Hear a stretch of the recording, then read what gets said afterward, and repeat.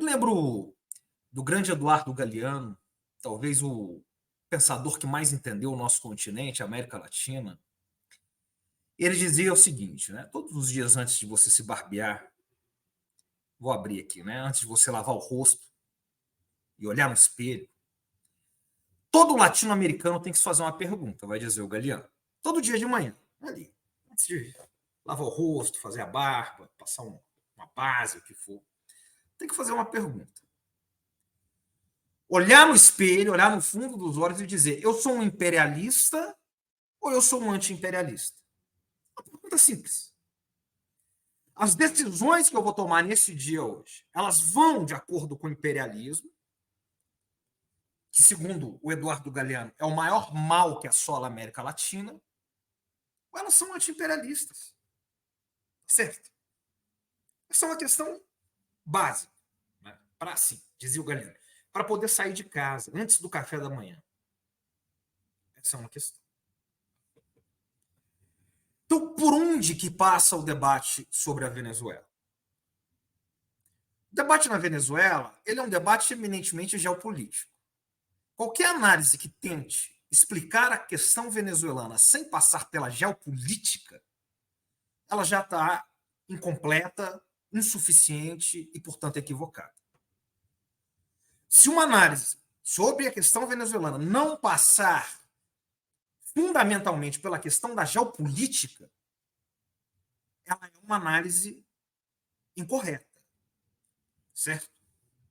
Eu vi muitas tentativas aí. Não, isolando a geopolítica. Não tem como isolar a geopolítica, cara. Pai. Não tem como. Certo? Então vamos começar como nos ensinou o maior historiador do século XX, Fernand Braudel. O maior historiador do século XX. Duas perguntas que todo sujeito atento tem que fazer. Quando e onde? Aonde está se passando a questão venezuelana e quando? Então, em primeiro lugar, a questão venezuelana, em primeiro lugar, ela se passa na América Latina. A América Latina é a periferia do capitalismo. Aqui está a periferia, a semi-periferia do capitalismo. Como nos ensinou Raul Prebisch, como nos ensinou Celso Furtado, como nos ensinou toda a tradição cepalina de pensamento, da economia crítica latino-americana, estruturalista, como nos ensinou Maria da Conceição Tavares, João Manuel Cardoso de Mello, Luiz Gonzaga Beluso, certo? Nós estamos falando da periferia, certo? Essa é a primeira questão. Quando? No século XXI. No século XXI, o que vale sobre a América Latina? Do ponto de vista do Império, é a doutrina Monroe. Não mudou nada. O que mudou é que eles estão em declínio, e o que mudou é que você tem dois novos atores que hoje rivalizam no mundo. A aliança sino-chinesa, é sino-russa. China e Rússia. Que entrou com a Venezuela. E que entrou em toda a América do Sul.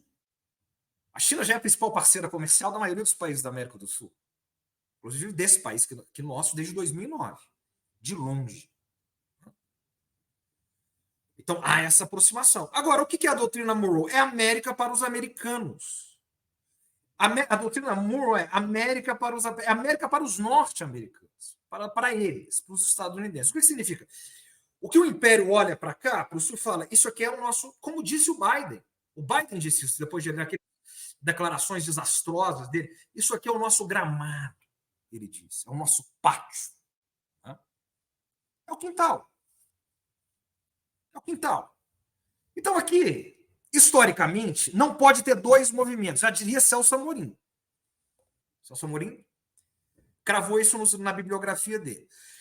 Há dois movimentos na América Latina que não prosperam. Todas as vezes que um país, seja ele qual for, a América Latina é muito diferente entre si, os países, Brasil é uma coisa, Venezuela é outra, Peru é outra, Uruguai, Paraguai é outra.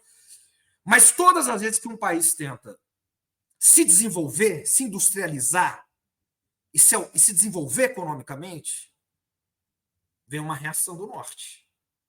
E todas as vezes que o país tenta ter uma política externa soberana. São duas regras históricas. É só voltar na história. Todas as vezes que você tem essa junção, ou que você tem um desses dois, enfim, junto, desse conjunto, você vai ter um golpe. Ou seja, um golpe duro, um golpe clássico, um golpe tradicional, na quartelada, ou seja, agora esse lawfare, que eles promovem no século XXI, golpes parlamentares, enfim, guerra híbrida, envolvendo espionagem, da mais alta tecnologia e por aí vai. Então, primeiro nos situamos, certo? Nós estamos falando da periferia do capitalismo, em plena doutrina Monroe, em uma hegemonia em crise, onde os seus principais rivais e adversários, a China e a Rússia, estão em contato no seu quintal, na sua zona de influência, que é inadmissível para eles. Ou seja, a Venezuela e a América Latina. Primeiro. Segundo, é impossível analisar a Venezuela sem passar em segundo lugar pela questão do petróleo. Por quê? Porque é a maior produção de petróleo do mundo. Toda análise sobre a Venezuela ela é balizada pela questão do petróleo. O petróleo vem antes. O petróleo vem primeiro. O petróleo vem antes dos regimes, dos governos, do regime democrático, que seja. Ou seja, a maior produção de petróleo do mundo está na égide da doutrina Monroe. Está na América Latina, está naquilo que Biden chama de gramado, de pátio, que abertamente os Estados Unidos tratam como quintal. Não é de bom tom que esse petróleo esteja sob influência ou atendendo aos interesses da China e da Rússia. Isso é evidente. Claro como o sol do meio-dia. Claro. Então há uma questão. Olha o que acontece com os grandes produtores de petróleo no mundo. Sabidamente no Oriente Médio, onde estão as principais guerras e instabilidades. Aonde tem muito petróleo, dificilmente tem paz. Tá certo? E na Venezuela corria tudo bem, obrigado. A Venezuela, em 500 anos de existência, não era um país, era um clube. Era um clube. Você tinha uma ínfima parcela da população que usufruía do petróleo. Uma elite venezuelana que vivia em Miami, associada aos interesses norte-americanos, que recebia o petróleo venezuelano muito bem, obrigado, e que vivia lá. A Venezuela não era uma democracia maravilhosa, perfeita, é a Venezuela da corrupção brutal do Caracasso, de Andrés Pérez. Certo? Em 1998, um sujeito, um militar, chamado Hugo Chávez, vence uma eleição duríssima por 1% de diferença contra uma Miss Universal. Veja o que é a elite venezuelana. Uma ex-Miss Universal, que não tinha nada acontecia, mas que não tinha. Como Zelensky aí. Né? Armaram um sujeito, um comediante, uma Miss, colocaram lá. Ele vence com a promessa de mudar a Constituição venezuelana. Com um objetivo claro. Um objetivo claro. Pegar o petróleo privatizado e distribuir para a população, dizendo, olha, o petróleo não é da elite venezuelana, o petróleo é do povo venezuelano.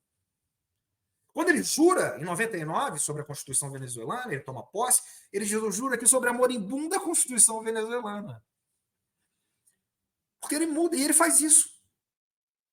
E faz isso de uma maneira solitária. Nós estamos falando dos anos 90, do consenso de Washington.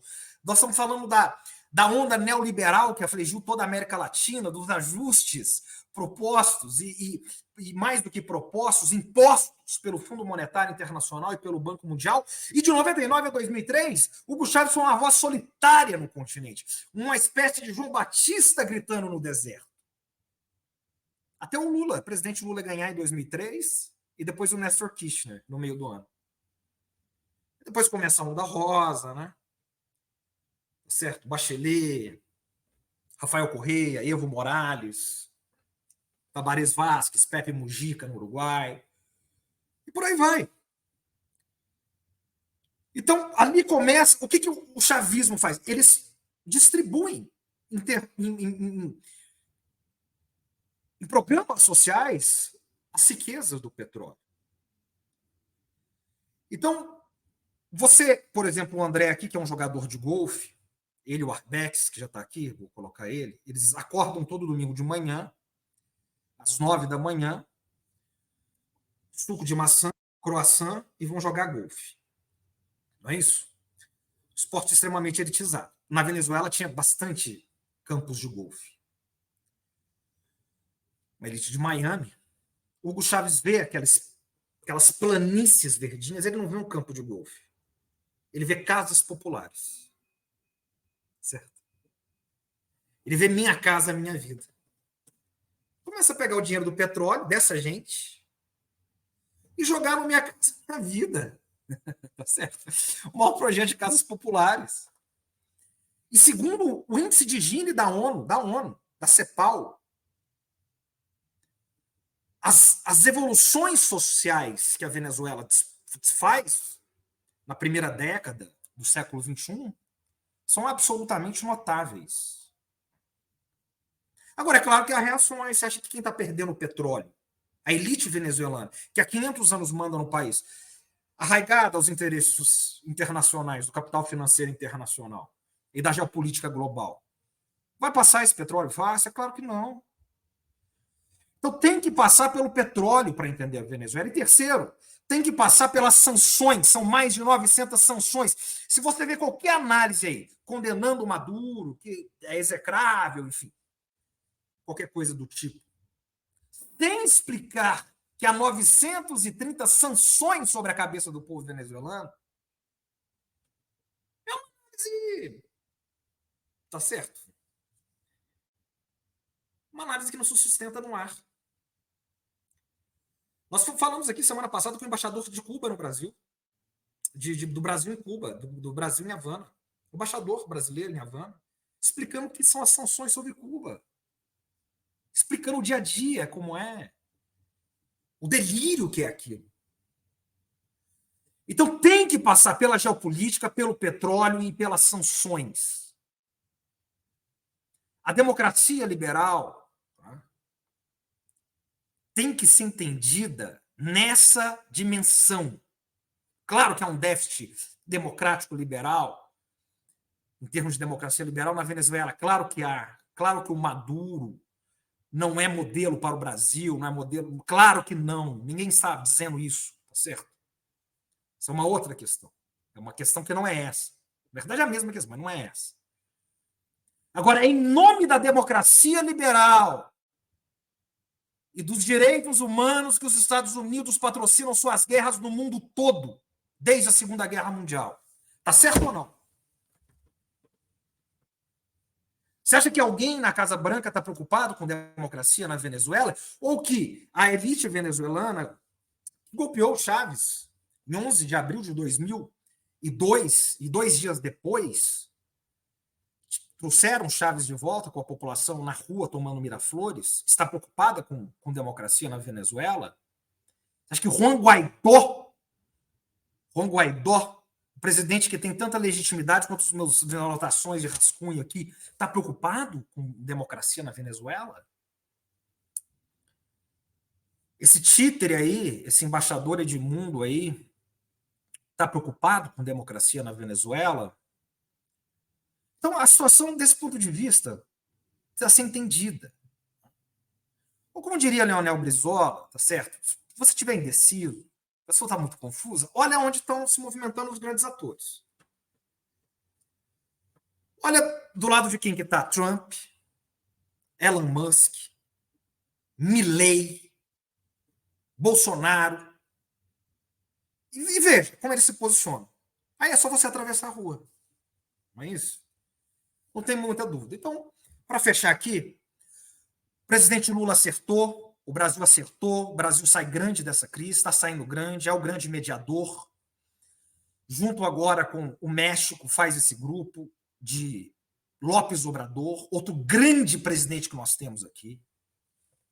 E junto com a Colômbia, também de um grande presidente, Petro, faz essa aliança para poder respaldar uma certa governabilidade na Venezuela. Não está respaldando, enfim, o governo de uma maneira, enfim, inquestionável, e também não está pressionando de uma maneira imperialista, como não é a tradição do Brasil, não é a tradição do Itamaraty, que é de prudência, que é de cautela, que é de não intervenção nos assuntos internos e que era a autodeterminação dos povos. O Brasil, ao contrário de outros países, não tem o hábito de ficar interferindo internamente e tutelando países pequenos ou maiores, o que seja, tá certo? Então, derrotamos, né, esse eixo, né, derrotou a OEA, que é a Organização dos Estados Americanos, a organização multilateral mais antiga do continente, desde 1944, comandada pelo Almagro, um dos maiores canalhas que existem no planeta Terra, que fez o golpe, realizou o golpe na Bolívia, acusando fraude nas eleições, que depois foram provadas que não houve, tiveram que... Até aí já... Certo, o estrago já tinha sido feito, já tinha morrido gente, já... Não é isso? O Evo já tinha sido exilado. Então, há uma derrota da OEA, há um fortalecimento desse eixo latino-americano, dos principais países mais populosos e de maior economia, que é Brasil, México e Colômbia, tá certo? A ridicularização da extrema-direita, de Milei, esses anexos aí do Caribe, Costa Rica, Panamá, tá certo? Que são o verdadeiro quintal imediato dos interesses do Império.